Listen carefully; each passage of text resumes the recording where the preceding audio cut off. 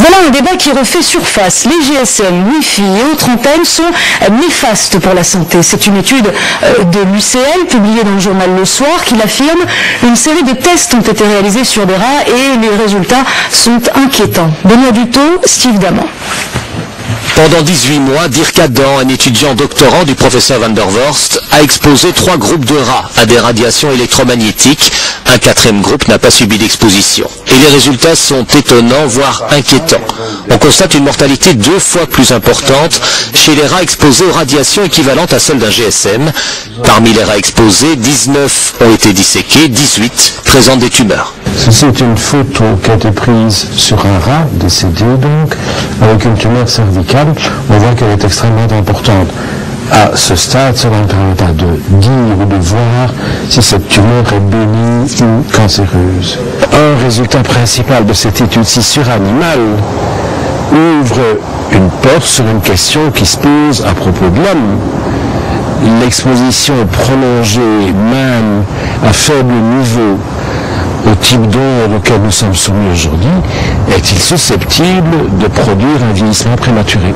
Et comment, bien entendu? Ça, c'est une question neuve.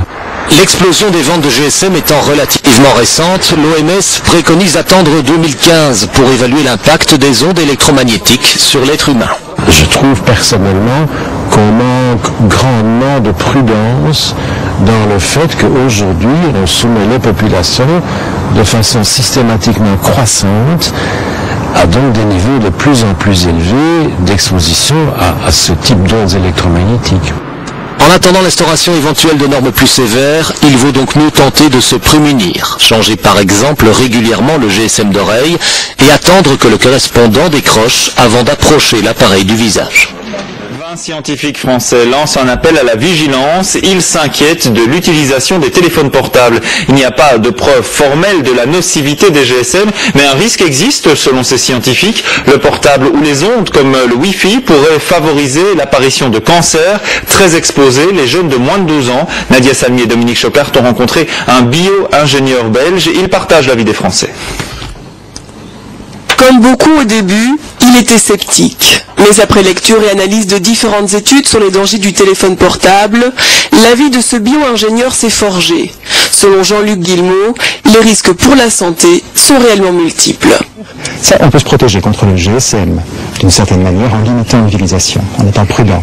On peut beaucoup moins se protéger par rapport à l'antenne qu'on vient planter en dessous de votre appartement, de votre maison. Là, c'est une pollution imposée. Et c'est ce contre quoi j'attire particulièrement l'attention. Depuis 2 ans, son mot d'ordre est le même. Halte à la technologie sans fil et au Wi-Fi, quand bien même l'OMS ne met pas en garde. Un scandale pour Jean-Luc Guillemot qui demande une révision urgente des normes en vigueur, point de vue antenne. Déjà, il y a des limites officielles, mais qui sont de la tarte à la crème. Et j'appelle n'importe quel ministre responsable, le ministre de la Santé, à ce qu'il fasse, à ce qu'il prenne le devant de la scène et qu'il montre que ces normes sont acceptables en s'exposant lui-même. Ce serait une merveilleuse démonstration. En Belgique, c'est la norme de 20 volts par mètre qui est appliquée, soit moitié moins que celle préconisée par l'OMS, jugée laxiste par de nombreux scientifiques. Dans ce laboratoire du CNRS, chercheurs et industriels de la téléphonie mobile travaillent main dans la main. Ils mènent des expériences sur les effets des micro-ondes. Alors, qu'est-ce qu'on démontre là avec cette expérience? Nous sommes en train d'étudier actuellement donc l'effet des micro-ondes sur un modèle animal de sclérose en plaques. Donc les animaux sont exposés pendant 2 heures par jour, pendant 21 jours, dans une fusée avec une exposition tête seule. Donc vous avez ici cette boucle qui permet d'émettre des micro-ondes au niveau de la tête des animaux. Les expériences ici sont commanditées par des grands groupes, comme Bouygues ou France Télécom. Problème, elles ne prennent pas en compte les très basses fréquences émises par les téléphones portables. Les radiotéléphones ont été fabriqués pour émettre des radiofréquences et non pas les très basses fréquences, qui sont simplement un sous-produit donc de leur fonctionnement interne. Mais le fait est qu'ils en émettent et que des expériences comme celle-ci, par exemple, ne les prennent pas en compte. Est-ce que vous pensez qu'on peut passer à côté de quelque chose? Ah bien, si les effets éventuels sont dus aux très basses fréquences, on ne les verra évidemment pas ici, mais on peut concevoir d'en faire d'autres pour étudier séparément les effets des très basses fréquences. Cette autre expérience que les fabricants n'ont pas prévue, un laboratoire l'a pourtant déjà faite.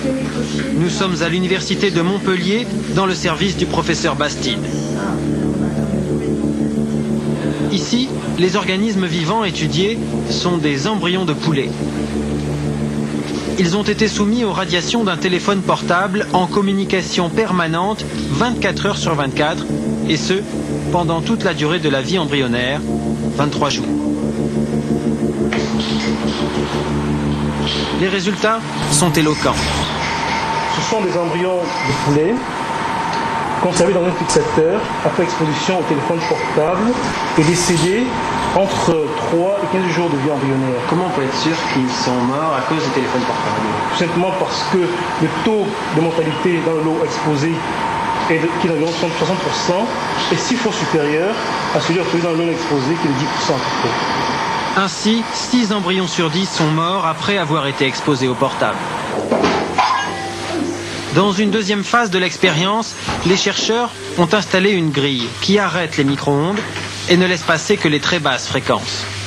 Le but, mesurer l'effet de ces fréquences dont on a toujours pensé jusqu'à présent qu'elles étaient inoffensives parce que de très faible intensité. Les résultats surprennent.